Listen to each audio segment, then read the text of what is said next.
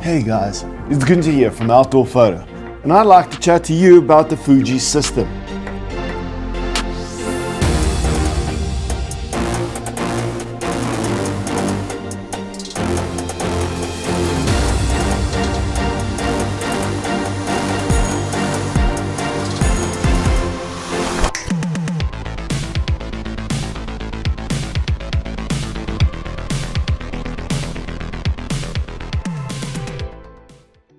Currently, we've got the X-T5 in our hands, and we just like to place exactly where this thing kind of ends up. I have to be honest, if I'm doing a major production job, it just doesn't feel 100% right, and this is 100% an opinion piece as well. I don't like the raw files out of Fuji. And full disclaimer, my issue with this is an absolute personal thing. I've developed my personal editing style, and speaking to other guys who shooting Fuji have developed a different style of editing and post-processing, and the majority of them aren't using software like Lightroom or Photoshop anymore. They're using other platforms. In the crux of it, the way I needed to change my editing and working and workflow just didn't work out for me. I wasn't 100% sure about the image quality out of the raw files. 100% my own thing. If I have a look at a lot of the other guys shooting Fuji and working with these cameras, the product they produce in the end, the final product, looks phenomenal. And that's the great thing about these cameras and pretty much anything about photography. There are so many different ways to skin a cat. Now, in terms of these cameras, where I absolutely love the Fuji system is the light, weight, and feel of these cameras. Once you set this thing up, I'd love my Fuji back. I'm currently shooting full frame. Fuji will never bring out full frame. They've got crop sensor and they've got medium format. Those two systems are completely separate, and their approach to it means that if you've got full frame, it's basically going to cannibalize the other two systems. They are satisfied with the image quality and products that they're producing in terms of medium crop sensor and medium format. It's weird. It's like a much bigger sensor than full frame, but it's not the full medium format sensor size. It's just bigger. In terms of focusing, it has, on the medium formats, outperformed the Hasselblad on the tests that I've done. But getting back to this, the smaller version, the X-T5, which is what I want to call their flagship. They've got other models. They've got the XH versions and everything else in between, XS, but this thing is just, it feels right in the hand. My issue I had with my X-T3, slow in focus in low light conditions, so it wasn't ideal for sport. I'm in a season of my life where my kids are playing sport and I want to photograph them. This didn't cope in the bad lighting conditions. But I have to be honest, taking these things on a holiday and taking photographs with this, when you've set this thing up correctly and you've fiddled with all the fine tuning and settings on it, the image quality directly out of the camera is mind-blowing. Cannot recommend this enough for somebody who is looking for a light camera that they can travel with. It can do nearly anything. Moving from the X-T3 and now testing the X-T5, the focus has improved incredibly. The new battery system that they've got versus what was in the older system is a huge improvement. This battery lasts by far longer than the previous ones have. It gives enough power through to it so that you've got great focusing capabilities in it. So it is better than the X-T3 I own. And that makes me wonder if there isn't place in my kit bag for one of these. This is ideal if you want to take a little camera with that's going to give you incredible image quality for its size and weight. The X-T is the way to go. Obviously, with its older style design with the little knobs in the top and everything, it was slightly frustrating initially. I mean, who wants to drop down the camera and change your shutter speed and your ISO? Your aperture is around the ring. That's fine. It works on a bearing system, so at least there's some feedback on it when you adjust it. But you can customize this camera so that you can still use the front and back dials to make your adjustments, and your exposure compensation is right by your thumb. Focus tracking systems, eye, face tracking, everything is there. The compatibility, the functionality, the ports, USB-C and micro HDMI. I have officially joined the clan. Micro HDMI,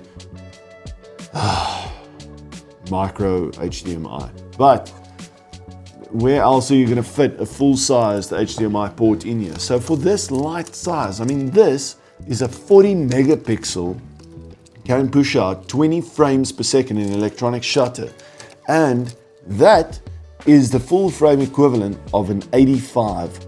This is the 56f1.2. Man, if I could, I would immediately add this to my kit for everyday use. Just walking around.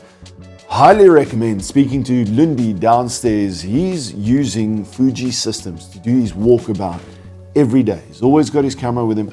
The picture quality, the film simulations that these cameras have just deliver. There's a weird setting on this thing that you can shoot at 180th of a second.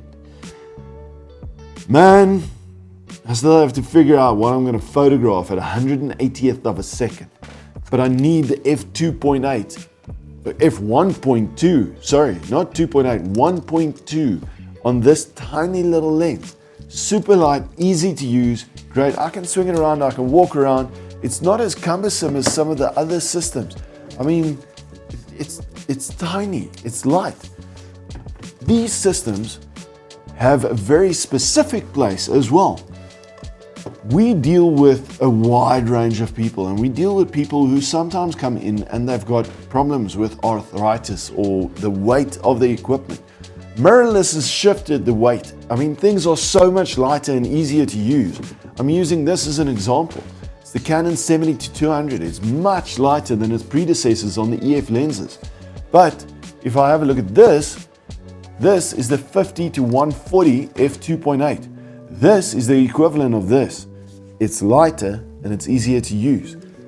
Love the quarter turn on this, but that's in a different video. This, however, it's light, it's convenient, it's quick, image quality is exceptionally sharp. But once again, it just makes it easier. I can have all these lenses in a little shoulder bag. So if I'm traveling, if I'm going to go through Europe, I can stack in a 10-14 millimeter f4 lens for any of those landscapes. Tiny little lens, easy to use. I can hit a 35mm f2.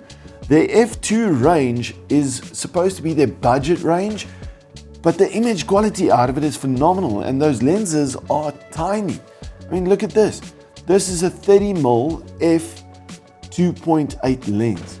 Tiny, small, easy to use, and exactly what you're looking for if you're traveling around. It's not cumbersome, it's not heavy, and if you hit those really low light conditions at the concert or wherever, or you want to do those portraits. I have shot one of my favorite shots of one of my sons, and it's printed large on my wall with this lens. This 56mm 1.2 is a prime that is exactly going to make you fall in love with primes and the image quality that you can get out of it.